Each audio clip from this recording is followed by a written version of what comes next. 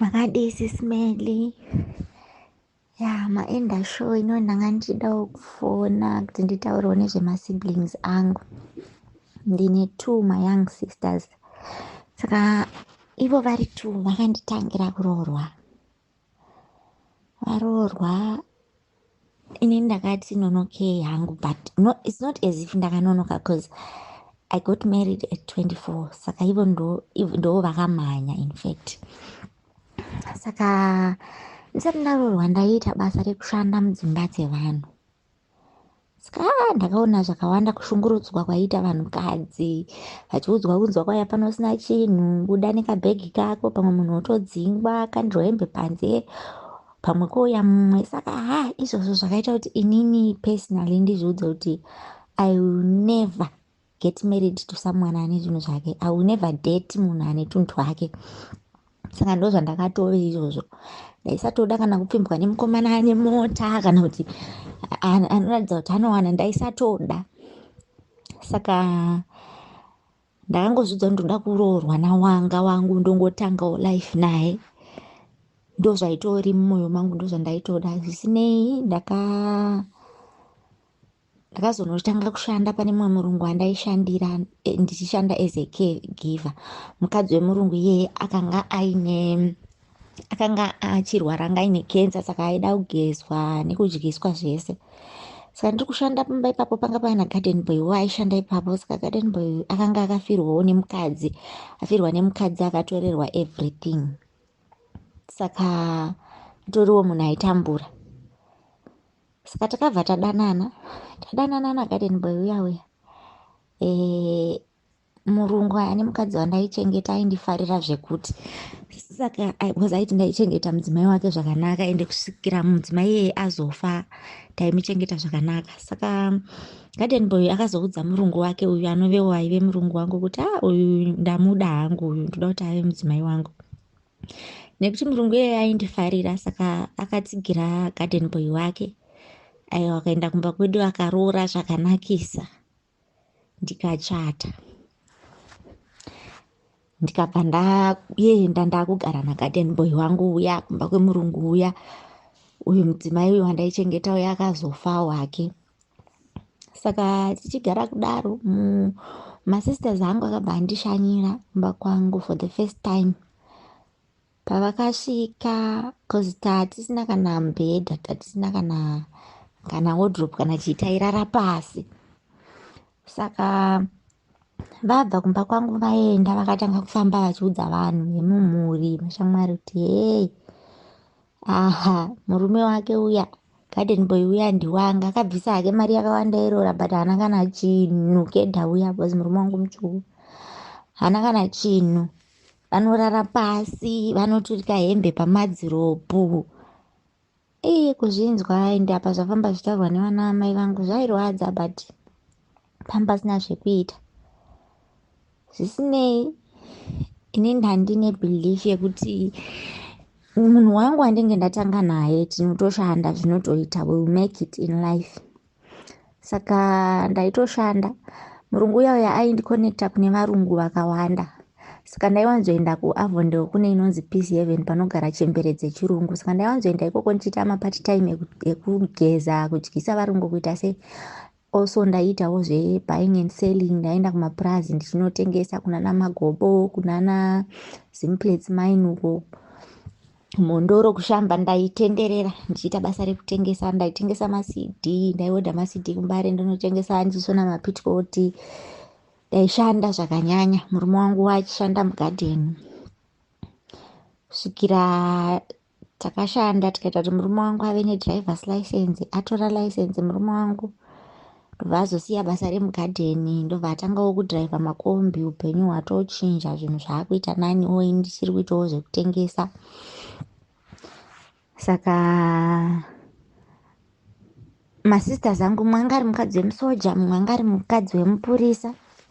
Saka kwakatanga neuya anga akaroorwa nemupurisa, akanetsana nemurume wake usiku, vakarovana vakakuvadzana, akandifonera achizhamba.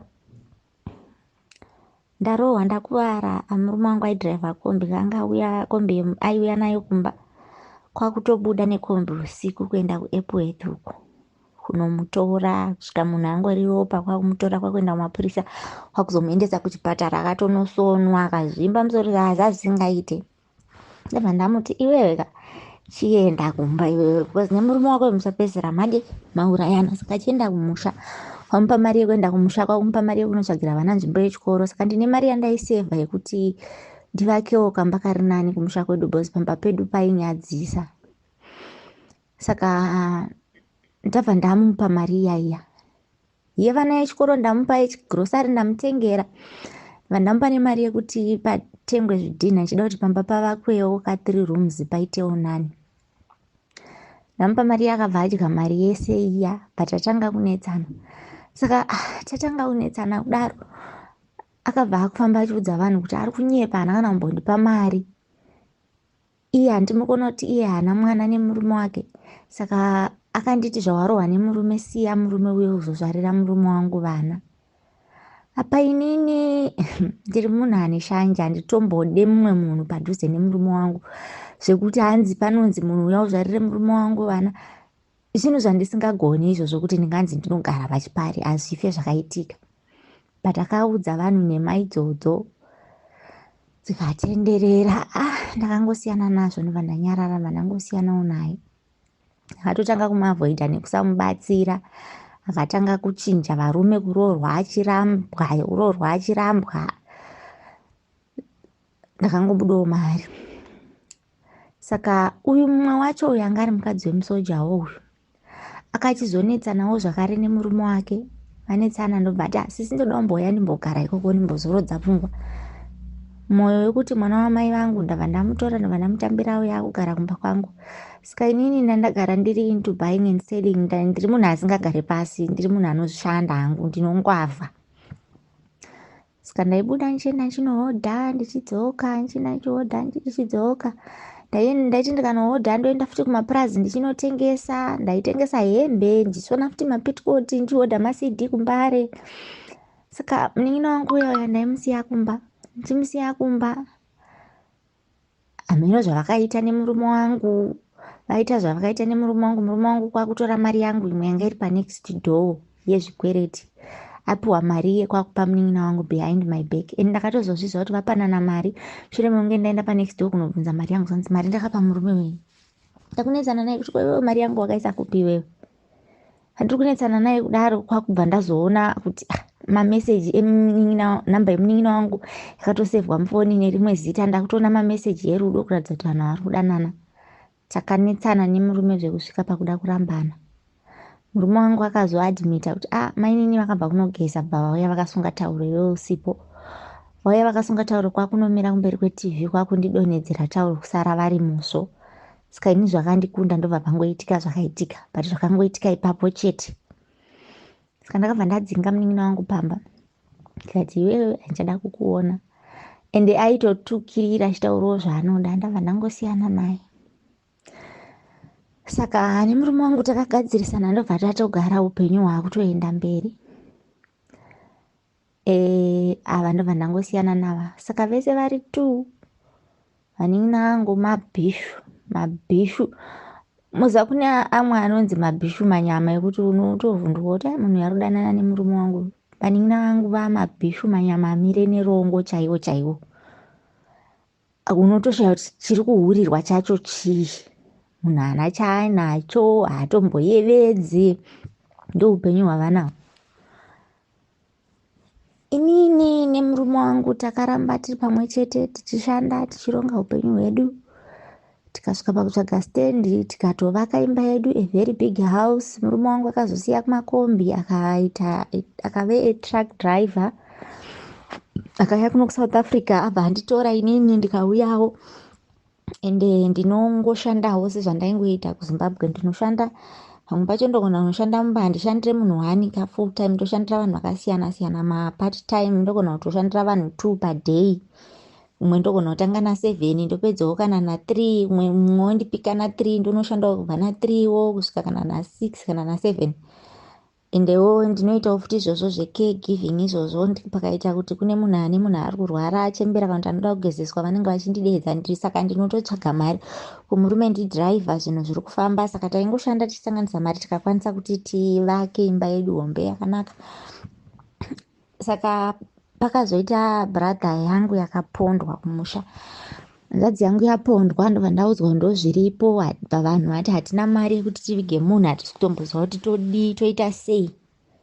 Vandavaudza kuti alright, chindiudzai mari yacho iri kudiwa yese kuti imari. Ndobva vandisendera meseji kuti todaita zvakati. Saka mari iri kudiwa is about $700. Ndobva ndati alright. Ndataura nemurume wangu akati problem, hapana zvekuita. Tatine mari yataisevha yataiti toda kutenga mota.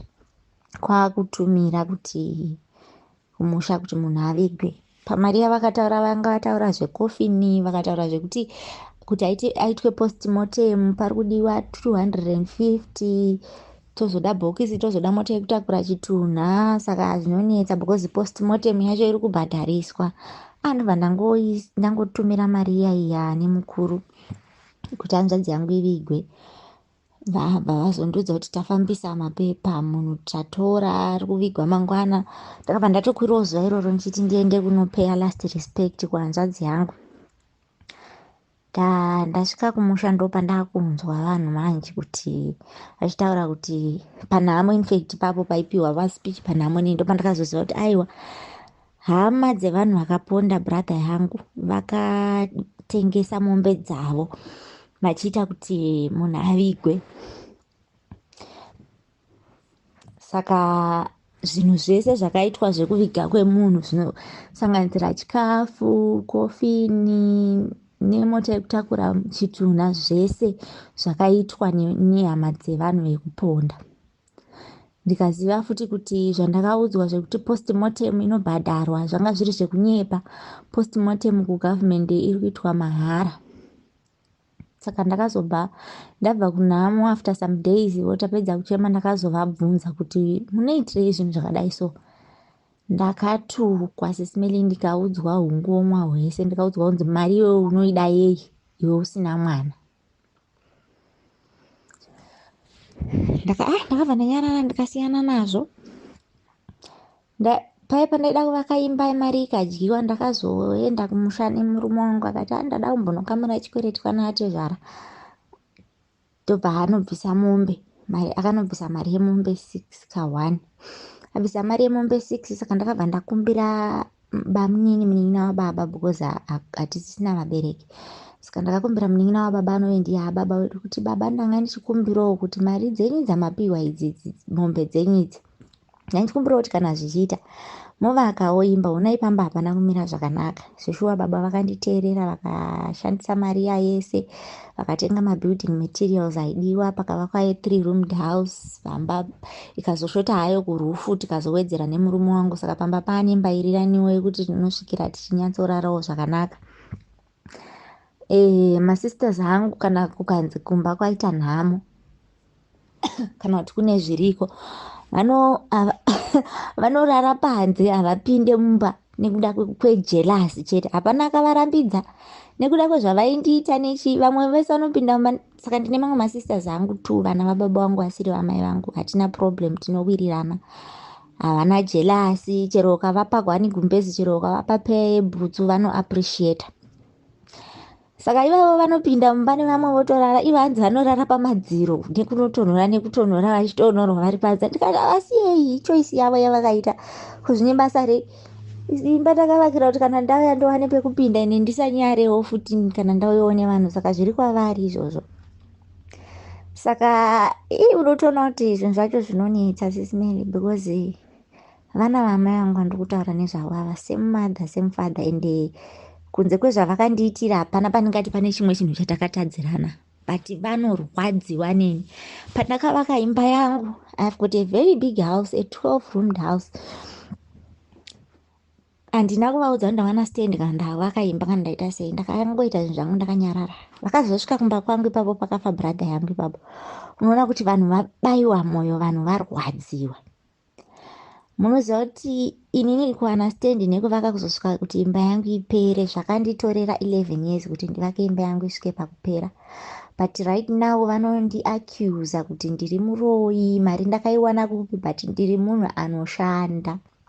Ndinoshanda ende Mwari akandikomborera kuti akandipa murume anonzwisisa, tinoronga zvinhu zvedu pamwe chete. Anoshandawo achiuya nemari ndichiuya neyangu, tosanganira toronga kuti toda kuita chakati. Saka zvinhu zvedu zvinotobuda. Saka vanoita kurwadziwa nenizvo zvekuti unyatsoona kuti munhu arwadziwa kusvika pekupedzisira. First time kusvika kwavo pamba pangu vakashamisika kuti munhu atoone imba yakakura kudai so iyi.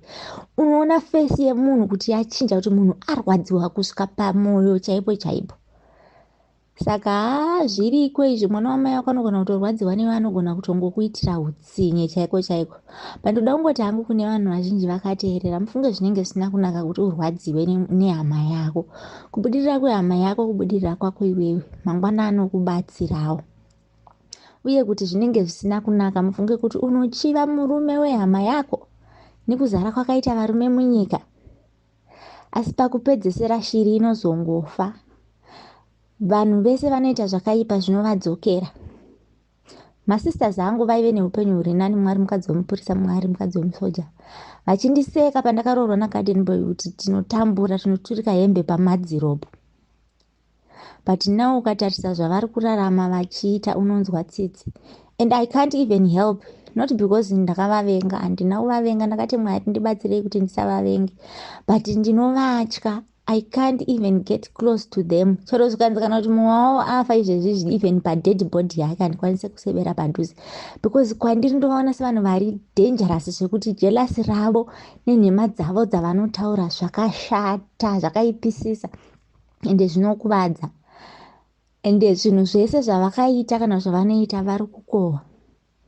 Mahuri aya asina, ndinorwadziwa kuti vana vamai vangu mahuri, but mahuri aya asina chainacho, asina kurongeka, ane tsvina yekuti unoshayiwa kuti nai vedu wei. Saka zvinhu zvakaipa kazhinji zvatinoita zvinowanzotidzokera mukati meupenyu hwedu. Tinokumbirawo muchinje voice rangu, uye ndatenda nekuteerera kwenyu.